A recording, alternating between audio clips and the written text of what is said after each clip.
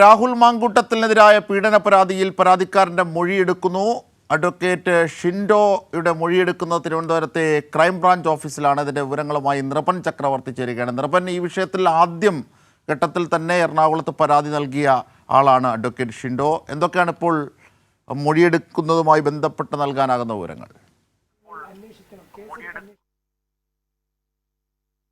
തീർച്ചയായും അജിംഷാദ്, ഈ കേസുമായി ബന്ധപ്പെട്ട് ആദ്യം പരാതി നൽകുന്ന ആളാണ് അഡ്വക്കേറ്റ് ഷിൻഡോ. അദ്ദേഹം എറണാകുളത്ത് കൊച്ചിയിലാണ് പരാതി നൽകിയത്. ഒപ്പം തന്നെ അദ്ദേഹം ബാലാവകാശ കമ്മീഷനും പരാതി നൽകിയിരുന്നു. ഈ ഗർഭചിത്രവുമായി ബന്ധപ്പെട്ട് പുറത്തു വന്ന രാഹുൽ മാങ്കൂട്ടത്തിലുമായി ബന്ധപ്പെട്ട് പുറത്തു വന്ന പരാതിയാണ്. ആ പരാതിയുമായി ബന്ധപ്പെട്ട വിശദാംശങ്ങളിൽ സമഗ്രമായ അന്വേഷണം വേണമെന്നാവശ്യപ്പെട്ടുകൊണ്ടാണ് അഡ്വക്കേറ്റ് ഷിൻഡോ അവിടെ പരാതി നൽകിയത്. ഒപ്പം തന്നെ ബാലാവകാശ കമ്മീഷനും പരാതി നൽകി. ഈ ബാലാവകാശ കമ്മീഷൻ നൽകിയ പരാതിയുടെ പേരിലാണ് ഇപ്പോൾ ക്രൈംബ്രാഞ്ച് ഓഫീസിലേക്ക് അദ്ദേഹത്തെ മൊഴിയെടുക്കുന്നതിന് വിളിച്ചു വരുത്തിയിട്ടുള്ളത്. അല്പം മുമ്പാണ് തിരുവനന്തപുരത്തെ ക്രൈംബ്രാഞ്ച് ആസ്ഥാനത്ത് അദ്ദേഹം എത്തിച്ചേർന്നത്. ഇപ്പോൾ ക്രൈംബ്രാഞ്ചിൻ്റെ റേഞ്ച് DSPയുടെ നേതൃത്വത്തിലുള്ള അന്വേഷണ സംഘമാണ് ഈ കേസുമായി ബന്ധപ്പെട്ട മൊഴിയെടുപ്പ് തുടരുക. ഏകദേശം 2 മണിക്കൂറോളം എങ്കിലും കുറഞ്ഞത് ഈ മൊഴിയെടുപ്പുമായി ബന്ധപ്പെട്ട ഇതിലേക്ക് പോകേണ്ടതുണ്ട്. ഏറ്റവും പ്രധാനപ്പെട്ട കാര്യം, രാഹുൽ മാങ്കൂട്ടത്തിലുമായി ബന്ധപ്പെട്ട കേസിൽ പലതരത്തിലുള്ള ആരോപണങ്ങൾ പുറത്തു വന്നുവെങ്കിലും ആദ്യമായി കേസ് വരുന്നത് ഈ 2 കേസാണ്. അഡ്വക്കേറ്റ് ഷിൻഡോ നൽകിയ 2 പരാതികളാണ്. ഈ പരാതികളിലെ ഏറ്റവും ഗൗരവതരമായ കാര്യം ഇതിൽ പീഡനം നടന്നു എന്ന കാര്യം മാത്രമല്ല, ഇക്കാര്യങ്ങളിൽ അഡ്വക്കേറ്റ് ഷിൻഡോ തന്നെ ഇപ്പോൾ മൊഴിയെടുപ്പിന് ശേഷം പുറത്തേക്ക് വരുന്നുണ്ട്. തീർച്ചയായും അദ്ദേഹത്തിന് കൊടുക്കൂ, മൈക്ക് കൊടുക്കൂ. അങ്ങാണ് പരാതി നൽകിയത്. ഇപ്പോൾ മൊഴിയെടുപ്പ് പൂർത്തിയായോ? മൊഴിയെടുപ്പ് സ്റ്റേറ്റ്മെന്റ് പൂർത്തിയായി. ഇപ്പോൾ ഇത് നൽകിയത് നമ്മൾ 2 പരാതികളിൽ, ഒന്ന് ബാലാവകാശ കമ്മീഷൻ നൽകി, മറ്റൊന്ന് നമ്മൾ നൽകിയത് പോലീസിനുമാണ് നൽകിയത്. ഇപ്പോൾ ഏത് കേസിലാണ് ഇപ്പോൾ നമ്മൾ വിളിച്ചിട്ടുള്ളത്? ഇപ്പം ബാലാവകാശ കമ്മീഷനുമായി ബന്ധപ്പെട്ട കേസുമായി ബന്ധപ്പെട്ടിട്ടാണ് വിളിച്ചിട്ടുള്ളത്. എന്തൊക്കെയാ നമ്മൾ അതിന്റെ വിശദാംശങ്ങളാണ് അതിന്റെ വിശദാംശങ്ങളും റിപ്പോർട്ടുകളും വീഡിയോ ലിങ്കുകളൊക്കെ കൊടുത്തു. ഞാൻ ആദ്യം ഒറ്റൊരു വീഡിയോ ലിങ്ക് വെച്ചിട്ടാണ് പരാതി കൊടുത്തത്. അതിനുശേഷം വന്ന ദൃശ്യമാധ്യമങ്ങൾ വന്ന് അത് ലിങ്കുകളൊക്കെ ഒരു 6 ലിങ്കിന്റെ ഡീറ്റെയിൽസും കൂടി കൊടുത്തിട്ടുണ്ട്.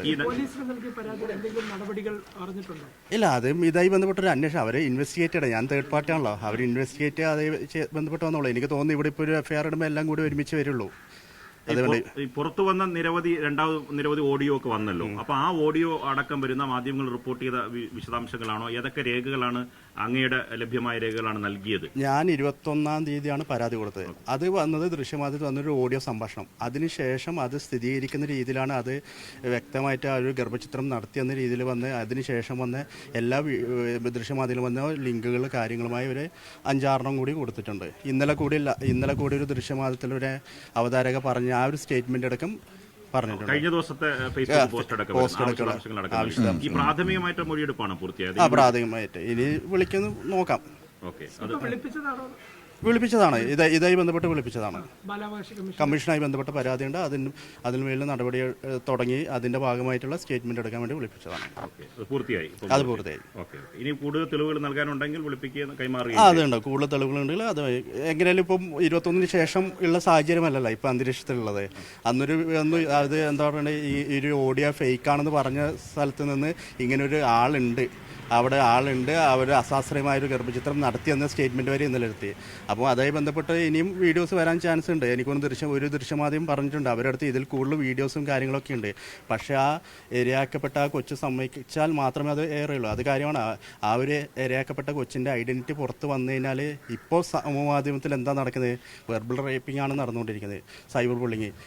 കോൺഗ്രസിന് തന്നെ നേതാക്കൾ ഇതിനെതിരെ പ്രതികരിച്ചപ്പോൾ അവരെ വരെ പറഞ്ഞ സ്റ്റേറ്റ്മെൻറ്റ് നിങ്ങളും ദൃശ്യമാധ്യമങ്ങൾ കണ്ടിട്ടുണ്ടാവും. അപ്പോൾ ആ കൊച്ചിന് ഇതിന് സ്റ്റേറ്റ്മെൻറ്റ് കൊടുക്കാൻ വേണ്ടി ആ കൊച്ചിന് പരാതിയെ മുന്നോട്ട് പോകാനുള്ള ഒരു അന്തരീക്ഷം ഇപ്പോൾ ഇല്ല. സൈബർ ഇടങ്ങളിൽ ഭയങ്കരമായ വെർബൽ റേപ്പിംഗ് നടന്നുകൊണ്ടിരിക്കുകയാണ്. അപ്പോൾ ആ ഒരു അന്തരീക്ഷമാണ് നമ്മൾ ഉണ്ടാക്കി കൊടുക്കേണ്ടത്, ഇതേപോലെ ഇരയാക്കപ്പെട്ടവർ മുന്നോട്ട് വരാൻ വേണ്ടിയിട്ടുള്ളത്. അതിനൊരു സാഹചര്യം നിങ്ങൾ മീഡിയാസ് എല്ലാവരും കൂടി ഏറ്റെടുക്കണം. അതിനു വേണ്ടിയുള്ള സാഹചര്യം ഉണ്ടാക്കി കൊടുക്കുക. എന്നാൽ മാത്രമേ ഇങ്ങനത്തെ ഇതേപോലെ നീചമായി പ്രവൃത്തി ചെയ്യുന്നവർ സമൂഹത്തിൽ, അതോ ജനാധിപത്യത്തിന് ശ്രീകോവിൽ പറഞ്ഞ നിയമസഭയിൽ ഇങ്ങനെ നീച പ്രവൃത്തി ചെയ്തവർ പോയി ഇരിക്കണോ വേണ്ടോ നമ്മൾ ജനങ്ങളെ ചിന്തിക്കേണ്ടതാണ്. അപ്പോൾ അങ്ങനെയുള്ളവരെ അകറ്റി നിർത്താൻ വേണ്ടി അങ്ങനെ സാഹചര്യം ഒരുക്കി കൊടുക്കണം.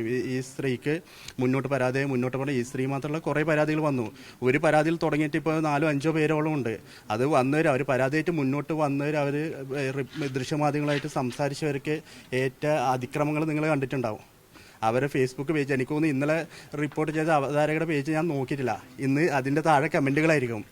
അത് ഒരു സൈബർ ഒരു ഗ്രൂപ്പ് ഉണ്ടാക്കാണ് സൈബർ ഇടങ്ങളിൽ സ്ത്രീകൾക്ക് നേരെ അധിക്ഷേപം പറയാൻ വേണ്ടി. ചിലപ്പോൾ ഇപ്പം പറയുന്നത് എൻ്റെ ഈ റിപ്പോർട്ട് നിങ്ങൾ പബ്ലിഷ് ചെയ്ത് ചിലപ്പോൾ അതിൻ്റെ താഴെ എൻ്റെ പേര് ചേർത്ത് കൂടി ഉണ്ടാവും.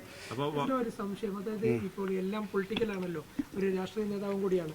അങ്ങയുടെ രാഷ്ട്രീയം ഇതുമായി ബന്ധപ്പെട്ട് ചർച്ച ചെയ്യപ്പെടുമോ? രാഷ്ട്രീയ പശ്ചാത്തലമുള്ള എന്നെ അറിയുന്നവർക്ക്, എന്നെ പരിചയമുള്ളവർക്ക് അറിയാം ഞാനൊരു രാഷ്ട്രീയ പ്രസ്ഥാനമായിട്ട് ബന്ധപ്പെട്ടിരിക്കുന്നുണ്ട്.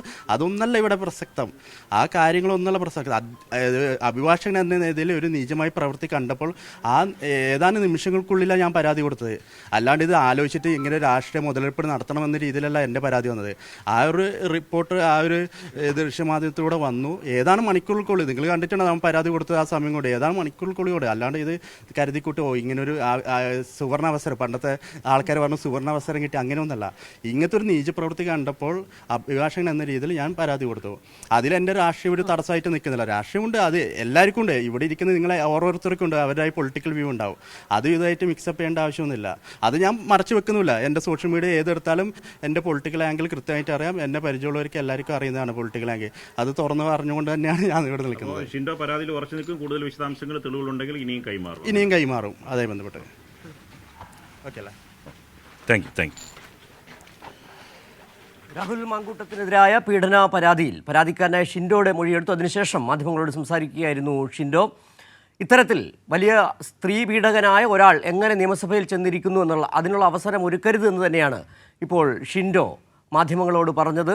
വിവരങ്ങളുമായി നൃപൻ ചക്രവർത്തി കൂടി ചേരുന്നുണ്ട്. നൃപൻ, ഇപ്പോൾ ഷിൻഡോ പറഞ്ഞ ഒട്ടനവധി കാര്യങ്ങളുണ്ട്.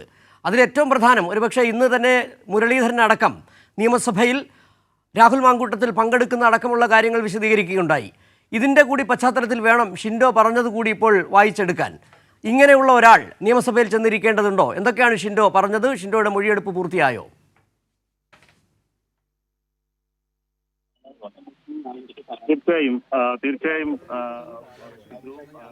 തീർച്ചയായും സിജു, ഷിൻഡോ അല്പം മുമ്പ് നമ്മോട് പ്രതികരിച്ചത് അത് സംബന്ധിച്ച വിശദാംശങ്ങൾ തന്നെയാണ്. ഈ പരാതി സംബന്ധിച്ച കൂടുതൽ വിശദാംശങ്ങൾ അദ്ദേഹം വീണ്ടും മാധ്യമങ്ങളെ കാണുന്നത് നമുക്കിർക്ക് അത് കൂടുതൽ വിശദാംശങ്ങളുണ്ടെങ്കിൽ അദ്ദേഹത്തിനോട് തന്നെ ചോദിച്ചറിയാം. കാര്യങ്ങളൊക്കെയാണ് എടുക്കാൻ വേണ്ടിയിട്ടാണ് വിളിച്ചിട്ടുള്ളത്. എനിക്ക് തോന്നുന്നു ഞാൻ കൂടാതെ വേറെയും പരാതികൾ കൊടുത്തിട്ടുണ്ട് ആൾക്കാർ. അപ്പം എൻ്റെ സ്റ്റേറ്റ്മെൻറ്റ് ഞാൻ ആദ്യം കൊടുത്ത പരാതിയായിരുന്നു. അതേ ബന്ധപ്പെട്ട് എന്നെ വിളിപ്പിച്ചു, ഞാൻ വന്നു, സ്റ്റേറ്റ്മെൻറ്റ് കൊടുത്തു. അതുമായി ബന്ധപ്പെട്ട് ഞാൻ ആദ്യം പരാതിയിൽ കൊടുത്തിരിക്കുന്നത് ഒന്ന് മാറിയിരുന്നു. അവർ ഫോൺ അടിക്കുന്നില്ല. ആദ്യം കൊടുത്ത ഒരു ലിങ്കായിരുന്നു, ഒരു വീഡിയോയിൽ ഒരു ദൃശ്യമാധ്യമത്തിൽ വന്ന ഒരു വാർത്തയെ ബന്ധപ്പെട്ട ഞാൻ പരാതി കൊടുത്തു. ആ ലിങ്ക് ഞാൻ എൻ്റെ പരാതിയിൽ കൊടുത്തിട്ടുണ്ട്. അത് നിങ്ങൾ കണ്ടിട്ടുണ്ടാവും. അതിനുശേഷം 21 ശേഷം വന്ന മാറ്റങ്ങൾ, അതിനുശേഷം വന്ന ലിങ്കുകളും കാര്യങ്ങളും ഇന്നലെ 31 ഇന്നലെയും കൂടി വന്ന റിപ്പോർട്ടും കൂടി ഇതിൽ ഉൾപ്പെടുത്തിയാണ് സ്റ്റേറ്റ്മെൻറ്റ് കൊടുത്തിട്ടുള്ളത്. ഓക്കെ അല്ലേ? ശരി.